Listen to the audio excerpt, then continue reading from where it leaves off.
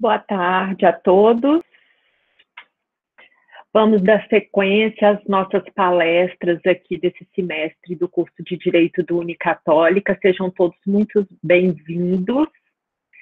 Esse horário alternativo é para poder atender tanto o turno da manhã quanto o turno da noite. E estou gostando de ver vocês aqui, especialmente nossos alunos do primeiro período. É assim mesmo que a gente constrói a carreira acadêmica, participando dos eventos desde o início, para já ir formando esse raciocínio mais acadêmico, mais profundo, com linguajar mais adaptado à academia. Parabéns por estarem aqui.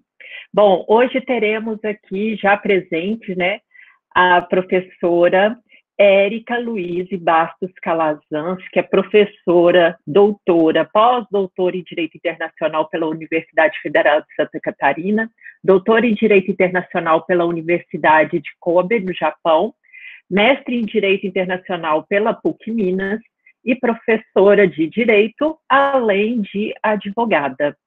Hoje a professora Érica vai falar com a gente sobre pandemia, genocídio e reflexões sobre a responsabilidade internacional do presidente diante do Tribunal Penal Internacional.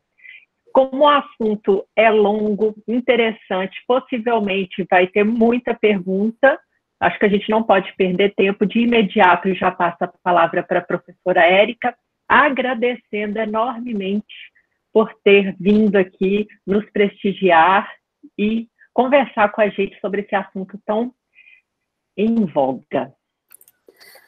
Boa tarde a todos e todas. Boa tarde, professora Alana. Para mim foi um prazer enorme receber o convite para poder falar sobre essa temática que é tão contemporânea e necessária de ser discutida. Eu fiquei muito feliz com o convite. Eu espero que as reflexões que nós façamos aqui, elas sejam úteis para vocês. Estou sempre à disposição de todos para poder conversarmos. Eu tenho um Instagram lá que vocês podem me seguir, a gente pode conversar lá. Podem me mandar e-mail, estou sempre à disposição. E essa reflexão eu comecei a fazer no ano passado, logo no início da pandemia. E ao longo deste último ano, muitas coisas aconteceram e novas reflexões acabaram surgindo. Então, o pensamento que eu tinha no início da pandemia era hoje já é outro completamente diferente, né? Por isso que a gente fala que o direito é uma ciência dinâmica, porque ela está em constante construção, e essa situação não poderia ser diferente. Então, a gente nunca vai ter uma resposta definitiva enquanto a situação ela não se esgotar. Então, eu gostaria de, antes mesmo de começar a falar, é que essa não é uma resposta definitiva para a temática, porque, afinal de contas, ainda tem muita coisa acontecendo, muita coisa ainda vai acontecer, eu não tenho dúvidas. E, então, o objetivo aqui é a gente refletir junto sobre essa questão. E sobre o que eu vou falar com vocês hoje? Bem, eu quero apresentar para vocês um Tribunal Penal Internacional, quais são os princípios que regem o tribunal. Isso é muito importante para a gente poder fazer uma relação com a postura do presidente da República, né? Vou falar sobre os crimes que são de competência do Tribunal Penal Internacional, mais especificamente sobre 2 crimes, o crime de genocídio e o crime contra a humanidade. Vou falar sobre a representação que foi apresentada contra o Bolsonaro diante do Tribunal Penal Internacional, e eu vou falar sobre algumas atualizações vinculadas a essa questão, inclusive sobre essa questão da CPI do Covid, que em breve vai ser iniciada lá no Senado Federal, e que inclusive hoje às 15h eles estavam fazendo uma votação para incluir não apenas uma investigação em relação às práticas do presidente da República, ou seja, do governo federal, mas também para incluir os estados e os municípios. Mas vamos por partes, né? Vamos apresentar aqui o nosso Tribunal Penal Internacional. O Tribunal Penal Internacional, ele foi criado como uma corte penal com o objetivo de ser eficiente, imparcial, independente para julgar crimes internacionalmente graves, ou seja, crimes que são de sua competência, que estarão previstos no Estatuto. O Brasil, ele participou ativamente no processo de elaboração do Estatuto do TPI, durante a Conferência de Roma de 1998. Então, a gente fala que ele é fruto dessa conferência.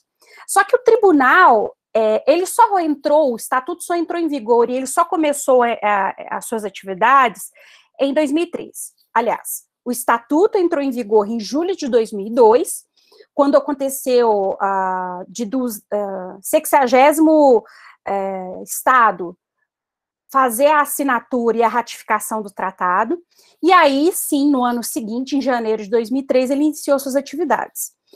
Esse tribunal, ele tem sede lá em Haia, na Holanda, tá? Para o Brasil, o estatuto ele passou a vigorar no dia 1º de setembro de 2002, com o decreto 4.388, de 25 de setembro de 2002. Certo? Então, inclusive, nós temos lá no artigo 5º a previsão de que nós nos sujeitamos à jurisdição do Tribunal Penal Internacional. Então, não há dúvidas de que o Tribunal Penal Internacional possui jurisdição para julgar crimes que, obviamente, estão dentro do seu estatuto e que, porventura, o Brasil tenha algum tipo de envolvimento. Outra questão muito importante que a gente precisa salientar é que o Tribunal Penal Internacional, ele exerce uma jurisdição de caráter subsidiário. O que seria isso? Ele vai atuar processando e julgando indivíduos que são acusados de crimes internacionais quando o Estado não mais tem condições de fazê-lo, ou quando todas as instâncias no âmbito interno tenham sido esgotadas. Então, por isso a gente fala que a jurisdição do Tribunal Penal Internacional é subsidiária. Outro ponto importante, o Tribunal Penal Internacional julga apenas pessoas físicas, os indivíduos. Estados, nações, não podem ser julgados pelo TPI. Tá? Então, a existência do tribunal, ele é justamente para contribuir para prevenir a ocorrência de violações do direito internacional dos direitos humanos, direito internacional humanitário, eventuais ameaças contra a paz, eventuais ameaças contra a segurança internacional. Então, ele é um tribunal que busca auxiliar nesse processo de reprimir eventuais violações desses ramos do direito internacional. Atualmente, o TPI, ele possui 124 estados partes, sendo que desses 124, 34 são países africanos, 19 são países que estão distribuídos entre a Ásia e o Pacífico, 18 países estão na Europa Ocidental e 28 países integram a América Latina e o Caribe, e, obviamente, nós temos 25 países na Europa Ocidental e alguns outros estados. Então, nós temos uma grande quantidade de países que integram o TPI. Se você parar para pensar, a ONU, ela tem 193 estados como membros, né? Então, o TPI, ele conseguiu abarcar quase essa mesma quantidade, demonstrando a grande legitimidade que ele possui no âmbito do direito internacional, dentro do contexto da sociedade internacional. Então, os estados, eles amplamente reconhecem essa jurisdição e a legitimidade do TPI para poder julgar esses crimes que são de sua alçada. Bem, feitas essas considerações iniciais e de forma bem concisa, eu preciso começar a explicar para vocês alguns princípios que são essenciais para que o Tribunal Penal Internacional possa atuar com eficiência. Primeiro, nós temos a chamada responsabilidade criminal individual. Esse princípio determina que cada indivíduo vai ser responsabilizado pelo crime que ele pratica. Então, a prática de um indivíduo não se estende a outro indivíduo. Não existe a possibilidade de julgamento coletivos de pessoas, né, atribuindo-se a várias pessoas um único crime. Na verdade, cada pessoa terá o seu julgamento vinculado à sua prática específica dentro dos tipos penais que estão previstos no Estatuto. Outra questão é que o tribunal, ele exclui a sua jurisdição no que tange aos menores de 18 anos. Então, ele não julga jovens que possuem menos de 18 anos de idade. E tem um princípio aqui que é particularmente interessante em se tratando do presidente da República, que é o princípio da irrelevância da qualidade oficial. E o que significa esse princípio da irrelevância da qualidade oficial? Significa que o estatuto ele será aplicável de forma igual a todas as pessoas, sem qualquer tipo de distinção, inclusive de qualidade oficial. Ou seja, para o TPI, não importa eventuais imunidades que um determinado indivíduo possa ter no âmbito do seu direito interno. A gente sabe que a nossa Constituição prevê uma série de imunidades para pessoas que detêm certos cargos, né? Nós temos as imunidades parlamentares, nós temos as imunidades vinculadas ao cargo do chefe do executivo, que é o presidente da República, mas isso não importa para o TPI, tá? Porque para o TPI todos são iguais e se ele cometeu um crime, ele poderá sim ser julgado. Então, a qualidade oficial daquela pessoa não pode ser usado como justificativa para excluir a jurisdição do Tribunal Penal Internacional. Então, prestem, não se esqueçam dessa informação e prestem atenção que isso vai ser fundamental para a gente refletir sobre essa capacidade do TPI ou não julgar o nosso presidente da República. Bem, o Estado que se tornar parte do Estatuto, então, ele vai aceitar a jurisdição desse tribunal relativamente aos crimes que estão na sua jurisdição.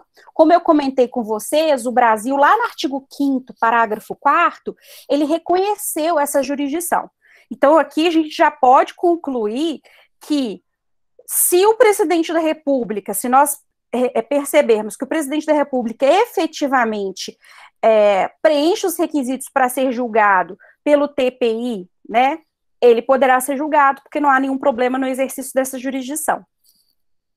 Outro aspecto importante, um princípio importante que rege as ações do Tribunal Penal Internacional, é o fato de que os crimes que estão sob sua jurisdição são todos imprescritíveis, tá? Ou seja, eles não prescrevem. Então, a pessoa que cometeu esse crime hoje, daqui 5 anos, ela poderá vir a ser julgada pelo tribunal.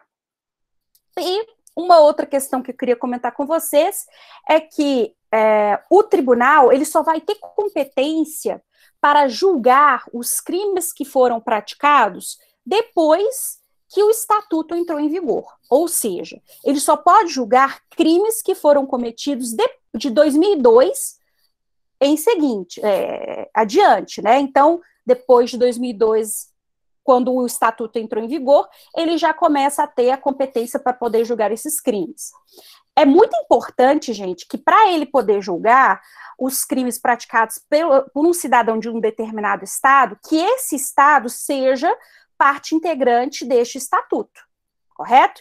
Nós temos alguns países que não são partes integrantes, só a título de curiosidade, que não ratificaram o tratado, os Estados Unidos, a Síria, a Rússia, né? Então, esses países, eles não integram o estatuto e, portanto, os seus cidadãos não podem ser julgados pelo TPI. Mas, como não é o nosso caso, está tudo certo, nós podemos considerar a possibilidade do Bolsonaro ser julgado pelo TPI. E qual é a estrutura do tribunal? Isso também é muito importante a gente saber, porque cada órgão dentro do Tribunal Penal Internacional vai ter uma determinada responsabilidade. Então, ele tem basicamente 4 órgãos básicos. Nós temos a presidência, né, que vai ter o juiz presidente do tribunal, que vai coordenar os trabalhos. Nós temos as divisões judiciais, que são responsáveis por organizar o andamento dos processos, que são sob sua jurisdição. Nós temos o escritório do promotor, que é quem vai fazer as denúncias ou receber eventuais denúncias. Então, foi o escritório do promotor que recebeu essa denúncia, na verdade, as denúncias que foram formuladas contra o Jair Bolsonaro. E nós temos o secretariado, que é responsável a parte de arquivamento e organização de todos os feitos judiciais do tribunal. E aí eu tenho algumas coisas para poder falar sobre o escritório do promotor. Na verdade, atualmente nós temos uma mulher, uma promotora africana, que daqui a pouquinho eu vou falar sobre ela. Então, o escritório do procurador, ele vai ser responsável pelo recebimento de referências ou outras informações que tenham um caráter substancial a respeito de crimes que estejam dentro da jurisdição do tribunal. E esse escritório, então, ele vai fazer uma avaliação daquelas denúncias, daquelas referências, e depois de feita essa avaliação e eventual investigação, ele pode ou não dar prosseguimento ao caso diante do tribunal. Então, o que vai acontecer? Ele pode receber uma denúncia que vai ser feita através de um peticionamento específico, e essa denúncia, que pode conter provas, que pode conter testemunhos, etc., será analisada. O procurador, ele vai avaliar se deve fazer investigações adicionais ou não, para que, então, avaliando o conteúdo daquela denúncia, ele requeira diante do tribunal, né, diante do plenário, a instauração de uma investigação mais profunda e, posteriormente, um processo judicial que será julgado pelos juízes do tribunal. Então, o escritório ele vai ser chefiado por uma procuradora, atualmente. Esse procurador ou procuradora, ele vai ser eleito pelos estados-partes, e ele possui um mandato de 9 anos, tá? Ele vai ser auxiliado por 2 vice-procuradores, que vão dar andamento aos processos. Bem, agora vamos finalmente entrar aqui nos crimes que são de competência do Tribunal Penal Internacional. Que crimes são esses?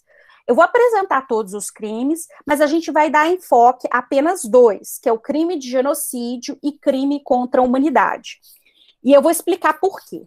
Porque, atualmente, a gente fala, tem aquela hashtag genocida, né? Todo mundo fala que o Jair Bolsonaro ele é genocida, mas será que, tecnicamente, essa seria a melhor forma de se referir ao presidente da República? Então, essa é uma reflexão que nós precisamos fazer, e é por isso que esses 2 crimes, eles são importantes de serem discutidos, porque o crime de guerra e o crime de agressão, vocês vão ver, eles não se encaixam dentro do contexto de pandemia que nós estamos vivenciando. Então, os crimes de competência do tribunal estão previstos lá no artigo 5º. E quais são eles, né? Então, são o crime de genocídio, o crime contra a humanidade, os crimes de guerra e os crimes de agressão. Então, ele só pode julgar pessoas acusadas de terem cometido esses 4 tipos de crimes, tá? Então, esse tribunal, ele vai poder exercer a sua competência em relação a esses crimes, desde que o Estado tenha concordado com o exercício da sua jurisdição. Agora vamos entender o que significa crime de genocídio, para depois falarmos sobre o crime contra a humanidade. Gente, o genocídio ele pode ser definido como um assassinato deliberado de pessoas em razão de uma motivação de diferenças étnicas, nacionais, racionais, religiosas, desculpa, racionais não, raciais, né? Raciais, religiosas, sociopolíticas. Então, basicamente, o objetivo final do genocídio é o extermínio de todo e qualquer indivíduo que integra um determinado grupo humano específico. Então, tem um caráter específico. E essas pessoas, elas podem ter uma raça específica, pode ter uma religião específica, pode ter uma condição sociopolítica específica, uma condição étnica, podem ter uma determinada nacionalidade. Um exemplo clássico de crime de genocídio foi aquele crime cometido de perseguição e extermínio dos judeus durante a Segunda Guerra Mundial, cometido pelos alemães. Tá? Então, eles começaram a colocar os judeus, em razão da sua religião, né, em razão do pertencimento a um determinado grupo, dentro de campos de concentração, começaram a matar de forma deliberada essas pessoas. Então, eles sofreram perseguições específicas. Tá? E aí, nós temos que entender que, obviamente, o crime de genocídio, ele não precisa ser caracterizado para que ele ocorra dentro de um contexto de conflito armado. Ele pode acontecer fora do conflito armado, tá? Isso é muito importante, porque a gente estava lá na Segunda Guerra Mundial, eu dei esse exemplo, mas não significa que o genocídio ele vai acontecer sempre quando está tendo um conflito armado. Nós temos um outro exemplo que aconteceu, que dentro do contexto de Ruanda, na década de 90, nós tivemos a prática tanto de crime de genocídio, quanto a prática dos crimes contra a humanidade. Tá? Só para que vocês saibam, o crime de genocídio ele está previsto lá no artigo 6º.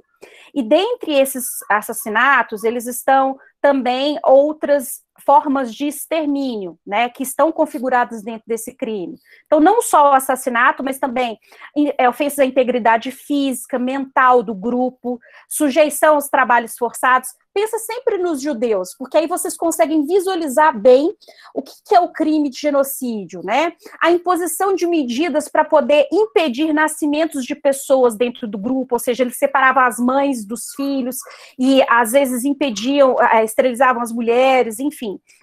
Transferência à força de crianças do grupo para outro grupo. Então, nós percebemos aqui que essas práticas, elas são para exterminar, para reduzir as cinzas um determinado grupo, tá? E eu sempre gosto de indicar filmes, então eu já vou indicar um que você vai chorar até morrer, que é o A Lista de Schindler. É um filme antigo, mas ele mostra muito bem, retrata muito bem essa questão da perseguição que os indivíduos, os judeus sofreram durante a Segunda Guerra Mundial. Beleza. E aí, daqui a pouquinho, a gente vai fazer uma reflexão, né? Será que a conduta do presidente, ela se encaixaria nesse contexto de genocídio, né? Será que ele tem um grupo específico que ele está querendo atacar, ou ele está fazendo alguma coisa específica para poder atacar essas pessoas que a gente poderia encaixar nesse tipo penal? Que essa é uma reflexão que a gente tem que fazer de forma crítica. Mas vamos agora falar sobre o crime contra a humanidade. Então, o Estatuto de Roma, ele vai admitir como crime de humanidade atos que são considerados atos desumanos, que são cometidos como parte de um ataque em um conflito armado ou não, e esse ataque ele vai ser generalizado, ou seja, não tem um grupo específico que vai ser atacado, ou sistemático. Contra quem? Contra a população civil com conhecimento do agente. Então, olha só, o crime contra a humanidade, ele vai ser ataques generalizados contra uma população civil, tendo o agente conhecimento de que aquilo constitui ataques generalizados contra essa população. E o crime contra a humanidade, ele pode incluir as mais diversas ações. Então, vai incluir homicídio, vai incluir extermínio, vai incluir escravidão, deportação, transferência forçada de pessoas, prisão, e outras formas de privação da liberdade, agressão sexual, prostituição forçada, gravidez forçada, esterilização forçada, perseguição de um grupo ou de coletividade que possa ser identificado por motivos políticos, por motivos nacionais, étnicos. O desaparecimento forçado de pessoas também inclui aqui no crime contra a humanidade. O crime de apartheid que aconteceu lá na África do Sul também é colocado aqui como crime contra a humanidade.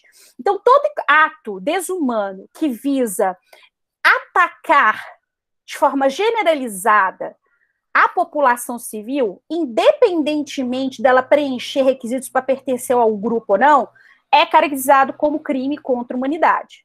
Não, a gente não tem aqui dentro do tipo penal prescrito realizar atos dentro de um contexto de pandemia para prejudicar a saúde pública. Só que eu tenho que lembrar uma coisa para vocês. tanto o crime de genocídio quanto o crime contra a humanidade, eles são artigos enormes. Depois eu quero que vocês abram e leiam para vocês verem. O artigo contra a humanidade é o artigo 7º, crime contra a humanidade. Eles não são artigos exaustivos. Eles buscam dar a maior quantidade de exemplos possíveis de condutas que se enquadram dentro deste contexto de crime contra a humanidade e crime contra genocídio, tá? O que vai caracterizar um e o outro?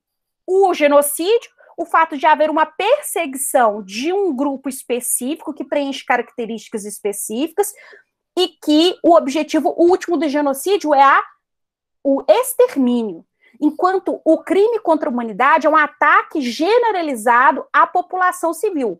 E ambos podem acontecer tanto no contexto de conflito armado como fora desse contexto. Então, são duas situações que envolvem essa busca pela violação da integridade física, moral, a própria existência da condição humana. E aí, como eu disse, o procurador, ele vai receber eventuais denúncias vinculadas à prática desses crimes, né? Desses 2 crimes e dos outros 2 que eu comentei num primeiro momento. E aí o procurador, lá no artigo 15 do Estatuto, está descrito as diversas atribuições que o procurador possui. Ele pode dar início a uma investigação por iniciativa própria e abrir o inquérito para poder obter informações a respeito de algum crime que ele ficou sabendo que aconteceu e que é de competência do tribunal, ou ele pode receber as denúncias. Tá? E aí ele vai decidir, depois da realização desse inquérito e dessas investigações, se ele vai apresentar uma denúncia formal diante do tribunal, para que, então, o juiz, eles possam considerar se aqueles elementos que foram apresentados por eles são suficientes para poder instaurar um processo judicial, tá? Então, é muito importante que vocês entendam isso. Então, agora, depois de apresentar esses elementos básicos aqui, eu quero contar para vocês o caso do presidente Jair Bolsonaro. Então, ó, a gente já fez a preparação de caráter teórico com alguns elementos essenciais, né? A gente já sabe o que é crime de genocídio, a gente já sabe o que é crime contra a humanidade, a gente já entendeu qual é a jurisdição do tribunal e a gente já entendeu a diferença entre cada uma dessas coisas, inclusive também sabemos o papel do procurador. Como eu disse, atualmente nós temos uma procuradora-chefe do Tribunal Penal Internacional, que é a senhora Fatou Bensouda. Se eu não falei o nome certo dela, vocês me desculpem, porque é um nome muito exótico, né? E foi formulado, o que nos interessa aqui foi a última denúncia que foi formulada contra o presidente Jair Bolsonaro, que foi enviado para o tribunal no dia 3/4/2020, tá? Ela foi uma denúncia formulada pela Associação Brasileira de Juristas pela Democracia, a ABJD. Antes disso, no final de 2019, teve outras 2 denúncias, em que o Jair Bolsonaro ele era acusado de crime contra a humanidade e crime de genocídio contra a população indígena. Na verdade, era crime de incitar o genocídio contra a população indígena. A gente nem vai falar desse, não, porque eles, na verdade, a procuradora, ela aceitou as denúncias, tá? A última notícia que saiu agora no dia 18 de março é que ela recebeu as denúncias e ela está realizando investigações adicionais. E também aconteceu a mesma coisa com essa última representação do dia 3/4/2020. Recentemente, ela se manifestou que vai realizar investigações adicionais. Até aquele momento em que havia sido apresentado, dia 3/4/2020, não havia, e é por isso que eu falei com vocês que ao longo desse ano, a gente acabou vendo uma montanha-russa de situações que a gente considera que a situação diante dessa representação que foi formulada mudou. Porque até aquele momento, a gente ainda estava dentro do início da pandemia, porque a gente teve a pandemia oficialmente reconhecida, desculpa, pandemia não, o lockdown, né, a pandemia declarada oficialmente no âmbito mundial e também aqui no contexto brasileiro, há pouco menos de um mês, né? A gente ainda tinha lá o presidente da República fazendo declarações do tipo que é uma gripezinha, que a gente não precisa assustar, que o Brasil não pode parar. Ele foi em rede nacional fazer esse comentário: o Brasil não pode parar, né?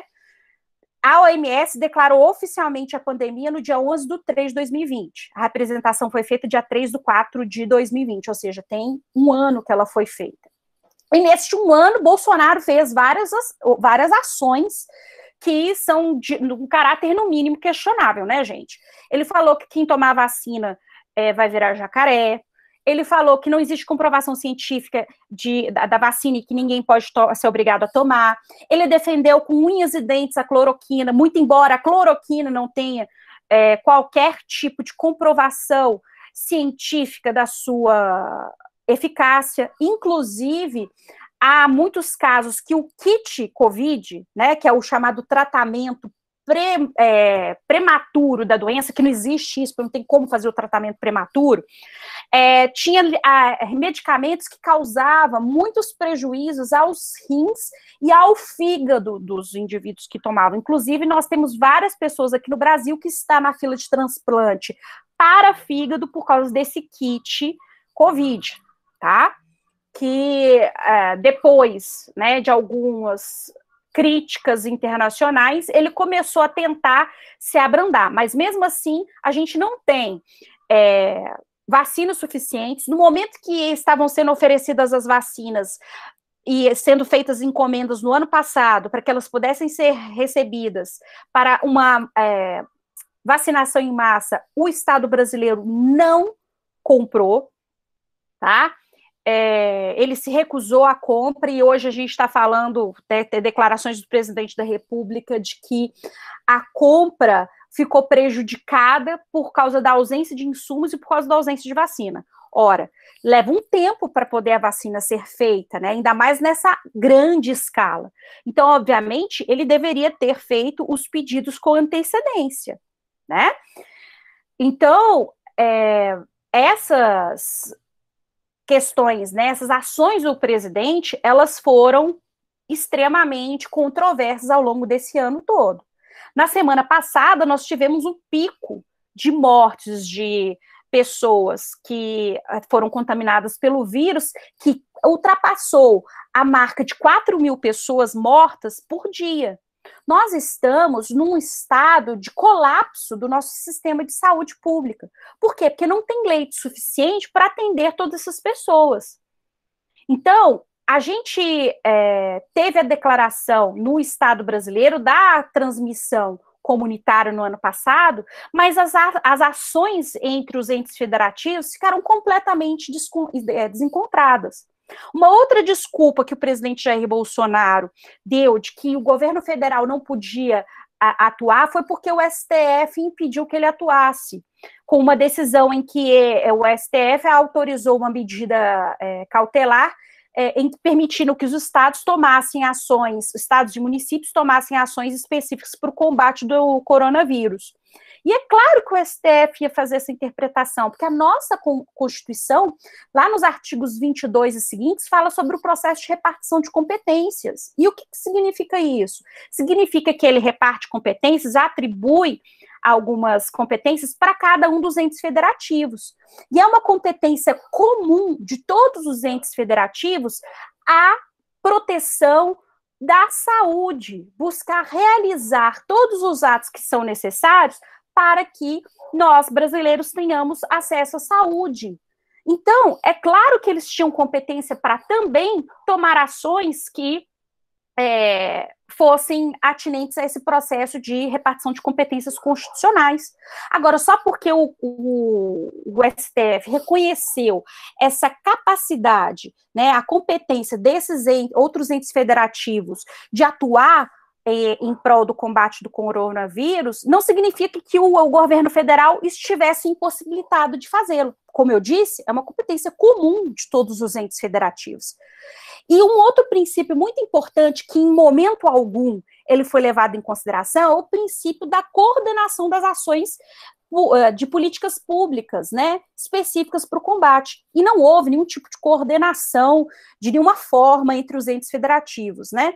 Nós tivemos várias trocas de ministros da saúde, porque ninguém queria assumir aquela responsabilidade, porque todos sabiam da responsabilidade que acarretaria em termos de responsabilidade,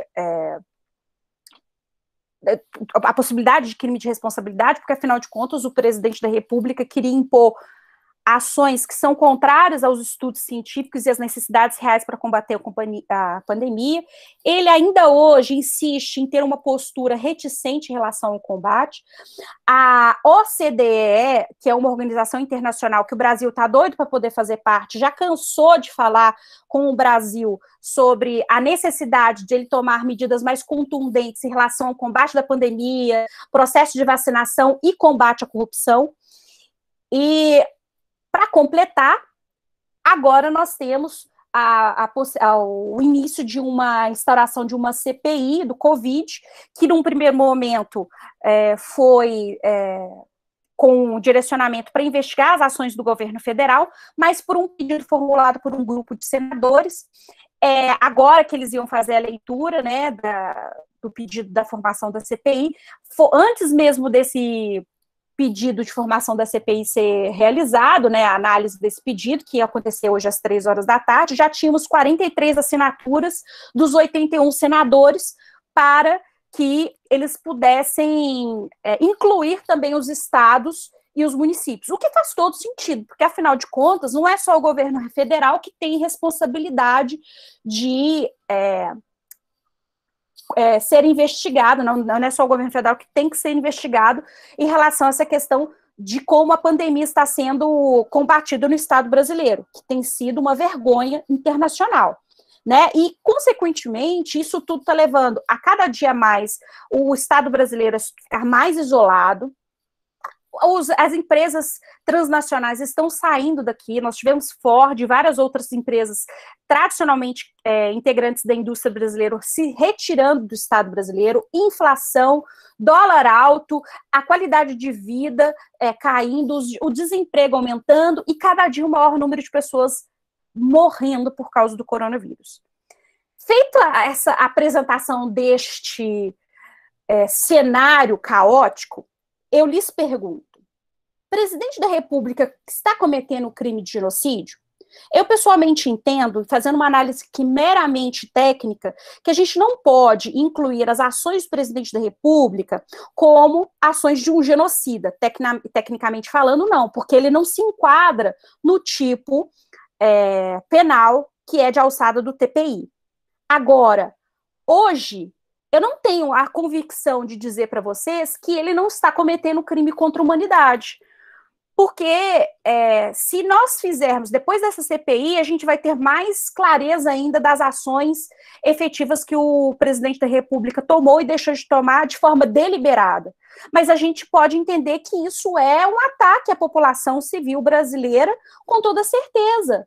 Não é? Agora, se ele está fazendo isso com conhecimento ou se ele está fazendo isso por mero pedantismo, a gente não tem certeza. Então, é uma reflexão que a gente tem que fazer. Será que ele não pode ser enquadrado em crime contra a humanidade e, consequentemente, ser julgado pelo TPI? A gente precisa esperar mais um tempinho para poder a gente ter certeza que isso vai efetivamente acontecer ou não, porque agora a situação está tomando proporções globais e nós teremos lá o processo de investigação intensificado, porque a comunidade internacional já não consegue mais ignorar a situação calamitosa que o Brasil está vivendo, né? Então isso é muito problemático. Ano passado, eu falei sobre essa temática em uma outra oportunidade, e eu, naquele momento, não achava que o presidente da República ainda poderia se enquadrar dentro dessa lógica do TPI. Agora, obviamente, mesmo que nós não tenhamos a possibilidade de ter o presidente da República julgado pelo Tribunal Penal Internacional, né, a gente tem que refletir, será que ele não pode ser responsabilizado internamente, ser julgado pelo crime de responsabilidade, né, em razão da forma que ele está conduzindo a pandemia? eu vejo essa como uma possibilidade ainda mais clara de que o presidente Jair Bolsonaro ele pode vir a ser julgado, sim, tá? Se dependendo das investigações que forem feitas. Nós temos também que entender que ele já cometeu várias condutas que são tipificadas dentro do nosso Código Penal. Nós temos lá o artigo 267 do Código Penal, que fala sobre as atitudes que o Jair Bolsonaro teve, de incitar aglomeração, de ter uma conduta perigosa para poder expor as pessoas ao vírus. Por exemplo, no início do ano passado, ele estava com suspeita de coronavírus por causa de uma viagem que ele fez nos Estados Unidos. Qual que foi a primeira coisa que ele fez? Teve uma manifestação no dia 15 de março, que ele foi lá dar tchau para as pessoas, pegou o celular de todo mundo, tirou selfie, colocou o rostinho na cara dos outros. Então, assim, exemplo, ele não tem dado desde o início de como se portar diante de uma pandemia, né? Outro artigo que ele pode se enquadrar é o artigo 268, né, do Código Penal, que fala sobre a possibilidade de expor as pessoas, né, de caráter de crime de perigo abstrato, ou seja, que possa acarretar essas pessoas ao contágio, né? Então, a gente tem que refletir e admitir que existe a possibilidade, sim, do presidente da República ser responsabilizado, seja na alçada interna ou seja na alçada internacional. O que vai determinar, então, essa possibilidade de ser concretizada? A vontade política de ambas as instâncias, do âmbito internacional e do âmbito interno. Então, a gente tem que ver como é que vai ser dado andamento a esse processo diante do TPI, e a gente tem que ver quais serão as medidas que vão ser tomadas diante da CPI do Covid.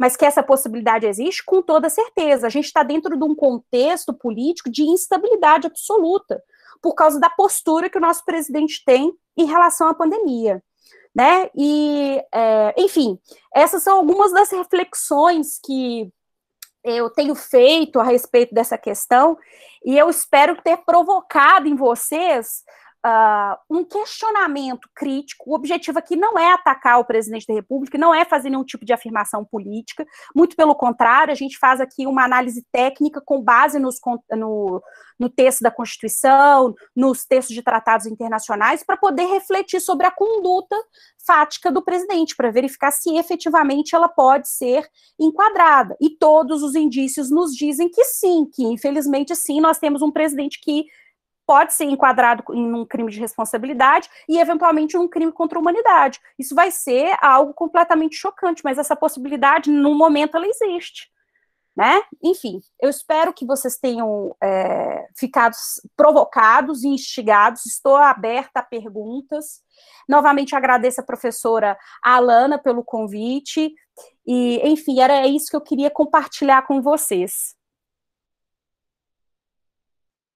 Professora Érica, nós que agradecemos pelo seu domínio de falar sobre esse tema e trazer para a gente essa oportunidade de conhecer um pouco sobre o funcionamento do Tribunal Penal Internacional, já que, infelizmente, nas disciplinas a gente acaba passando voando, né, nesse contexto. Que bom que a gente teve aí um episódio para trazer isso para os nossos alunos sobre esse procedimento, como que acontece lá. Inclusive, professor, enquanto você estava falando, eu fiquei na dúvida por conta dessa denúncia que você falou, que ela é de 2020. Isso. E eu até fiquei assim, não é 2021, não é 2021, então já em abril de 2020 teve denúncia. Sim. E aí eu fiquei com uma dúvida, que é dúvida mesmo, minha, porque lá em abril de 2020 as condutas ainda, né, estavam embasadas no achismo, então Sim. A gente percebe que talvez não tivesse dolo, tenha sido alguma coisa não tão intencional. Exato. Depois é que toda a comunidade científica se posicionou e alguns comportamentos insistiram assim, contrários à comunidade científica. Bom, Nesse caso, a denúncia lá de 2020, ela tem o condão de puxar para si esses fatos posteriores à denúncia? Sim, tem sim. Nesse caso específico, sim. Porque o que acontece? O procurador, a procuradora, ela tem um condão de... porque no momento do recebimento da denúncia, eu concordo com você que ainda não existiam elementos suficientes para poder justificar a instauração de um processo diante do TPI. Mas com o andar da carruagem, digamos assim, e com o surgimento de novos elementos, o procurador ele pode se aproveitar daquela denúncia para poder instaurar um processo de investigação mais aprofundado, e com base em novos elementos, porque, lembre-se, o processo judicial ainda não foi instaurado. Então, a gente ainda está no processo de receber a denúncia pelo procurador, ele avaliar se aquilo é um caso de fazer investigações ou não, para depois ele fazer o pedido de instauração do processo judicial. Então, ainda nesse momento da denúncia, não há que se falar em qualquer prejuízo da utilização desses fatos posteriores, que, na verdade, só corroboram com o que já estava sendo alegado lá no âmbito do pedido que foi formulado, da denúncia que foi formulada pela associação, né? Excelente. Então, deixa eu aproveitar aqui para pincelar o que apareceu no chat, e aí você faz para a gente o apanhado aqui. Beleza. Laís colocou, necropolítica seria crime contra a humanidade ou se encaixaria no genocídio, ou em nenhum dos dois, mesmo pensando em rol exemplificativo, como você falou, ou eu me enganei na parte do rol exemplificativo? Não, aí ela comenta que todos devem ser investigados, eu acredito que seja na parte dos entes da federação. Sim. Ela comenta que o presidente da República já passou pelos crimes de responsabilidade pelo Código Penal e depois alguns elogios sobre a exposição, agradecendo, estou adorando, extremamente esclarecedor. Ai, que bom. Olha só, honestamente, a necropolítica, ela é extremamente reprovável, mas a gente tem que ter uma conduta específica para a gente poder tipificar, obviamente. A gente pode dizer que a ideia de necropolítica, por causa das condutas do Jair Bolsonaro, eu pessoalmente entendo que, num primeiro momento, seria crime contra a humanidade. A não ser que a gente descubra, né, e já é teoria da conspiração, sei lá, uma agenda secreta do Bolsonaro para poder exterminar velhinhos e crianças ou pessoas que são de um grupo de risco. O que eu não acho que seja o caso, porque aí, como eu disse, já é teoria da conspiração. Mas, num primeiro momento, eu não entenderia que seria o caso de genocídio, e sim de crime contra a humanidade, se for efetivamente concluído lá pela procuradora, né? Certo, e por fim, aqui ela ainda coloca quanto tempo o TPI tem para concluir essa investigação ou iniciar o processo de julgamento. Olha, esse tempo ele é muito relativo, porque depende de quanto tempo ele vai levar para poder fazer a investigação. Mas a parte boa, entre aspas, é que o crime é imprescritível, né? Então, ele vai levar o tempo que for necessário para poder ele conseguir. Geralmente, esse tempo pode variar de 1 a 1 ano e meio ou 2. Eles tendem a não demorar demais, principalmente nesse contexto que a gente está vivendo, para poder tomar atitudes, porque muitas vezes vai depender de uma ação mais rápida para poder ter algum tipo de conclusão. Mas o prazo quando ele formula o pedido, efetivamente, para a instauração de um processo judicial diante do TPI, é de, no máximo, 30 dias para o TPI se manifestar pela instauração do processo. Érica, eu vou aproveitar a sua presença para te fazer uma pergunta a título de esclarecimento para os alunos dos períodos mais iniciais. Claro. Porque você colocou aqui para a gente que o TPI começou a ter aí, né, a sua jurisdição a partir de 2002, e antes de 2002 a gente não tinha um tribunal internacional e, inclusive, essas questões da suspeição ficavam bastante comprometidas, né? Uhum. E quando a gente fala em direitos humanos. Então, você podia falar um pouquinho para os meninos sobre a criação do TPI, a importância dele e por que o julgamento lá no TPI não seria um julgamento suspeito, como seria assim, ministros do Supremo são indicados, a maioria foi pelo PT, então seria uma perseguição. Sim, na verdade, são pessoas escolhidas, né, num processo de escolha pela Assembleia Geral da ONU, são indicadas. Na verdade, eles fazem uma votação e eles escolhem juristas de diversos países para poder integrar o TPI. E o TPI, ele não funciona, ele foi criado efetivamente, né, com a Conferência de Roma de 98, mas ele precisava de 60 assinaturas para ele poder começar as suas atividades. E somente com 60, ratificações, é que ele o estatuto passou a vigorar, e aí ele iniciou suas atividades em 2003. Então, cada pessoa, cada juiz novo que é escolhido para o TPI, ele passa por um processo de sabatina, por um processo de escolha, para que ele possa ser efetivamente colocado ali de forma qualificada. E ele só vai ter jurisdição em relação a estados que ratificaram esse tratado internacional, que é o estatuto. E tem outro detalhe muito importante. Os estados que não fizeram a ratificação do TPI, geralmente são criados tribunais específicos para poder julgar crimes que aconteceram num contexto X. Vou te dar um exemplo para poder você entender. A Guerra da Síria, né? A Guerra da Síria, 3 partes internacionais que estão envolvidas, pelo menos na Guerra da Síria, não ratificaram o estatuto, que é os Estados Unidos, a Rússia e a Síria. Nenhum deles ratificou o tratado. Então os crimes que foram cometidos ali não poderão ser julgados por ninguém? Não. É muito provável que seja criado um tribunal ad hoc para poder julgar aqueles crimes. Então, o TPI, ele existe para poder permitir esse processo de se ter um tribunal imparcial com jurisdição prévia a eventuais cometimentos de crimes, mas isso não significa que o direito internacional não tenha previsão de outras hipóteses de tribunais que sejam criados especificamente para julgar questões. O Tribunal Penal Internacional, ele é extremamente importante para garantir justamente, como eu comentei com vocês, essa paz internacional, para poder reprimir eventuais cometimentos de crimes, porque o fato de existir um tribunal que pode julgar pessoas pelo cometimento de crimes de natureza internacional é muito forte, ele ajuda a reprimir. Atualmente, a maior parte dos casos que estão diante da corte são casos de crimes cometidos no seio da África, tá? Isso, o Jair Bolsonaro ser julgado por um crime no TPI seria uma inovação absolutamente fora da curva, porque nós não temos nenhum aqui país da América Latina que cometeram crimes, né, que o TPI pudesse julgar por causa do momento que ele passou a atuar.